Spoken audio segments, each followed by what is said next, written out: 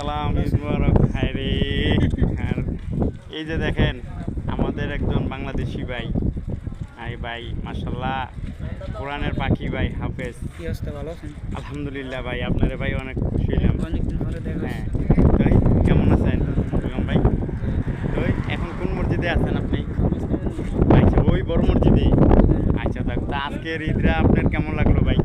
হ্যাঁ, অনেক বড় জামাত। আমরা মনে হয়তো ওমানের মেঝে মাসিরা একটা পুরা ডিস্ট্রিক্টের মেঝেই একটা জামাত। হ্যাঁ, মাশাআল্লাহ। এটা তো ভাগ্য নসিব, হ্যাঁ। একসাথে নামাজ পড়া। আচ্ছা, ভাগ্য যদি নসিব, ইনশাল্লাহ আহ্বান ধরে পড়া তবে দান করিস। সুবহানাল্লাহ।